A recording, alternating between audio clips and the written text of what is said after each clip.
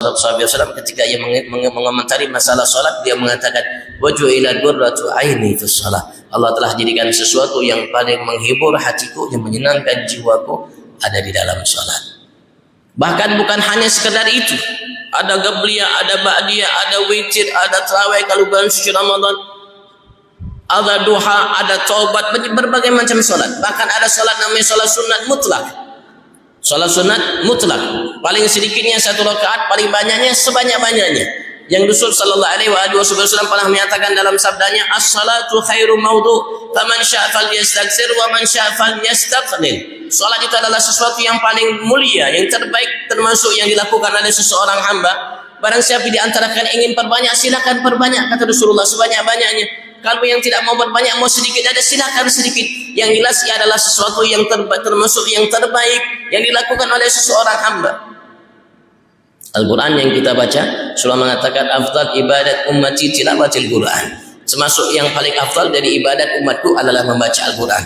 Dan membaca Al-Quran yang paling afdal ketika di dalam sholat. Ketika di dalam sholat itu membaca Al-Quran yang paling afdal, karenanya Rasulullah SAW kalau beliau sholat malam itu, sholat Rasulullah tidak banyak, hanya 11 rakaat, hanya 13 rakaat.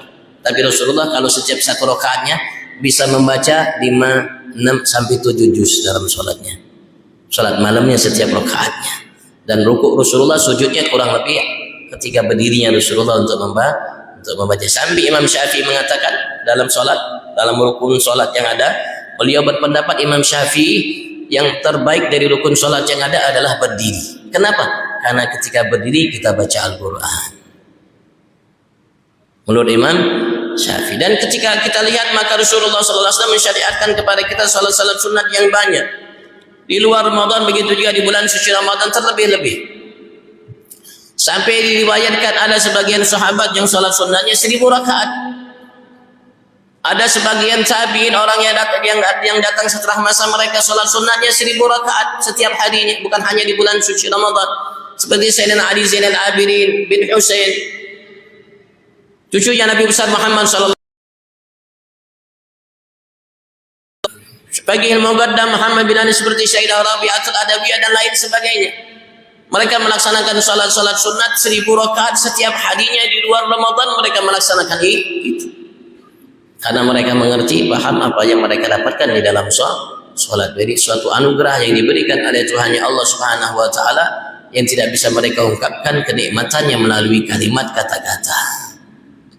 Kita alhamdulillah di bulan suci Ramadan, ya paling tidak kita berupaya untuk jangan tinggalkan sholat tarawih dan jangan tinggalkan sholat witir. Kalau bangun tahajud itu paling minimlah 2 rakaat. Karena simpanan yang berharga nanti kelak di hari kiamat, bangunnya kita di malam hari dan kita melaksanakan sholat tahajud kala itu.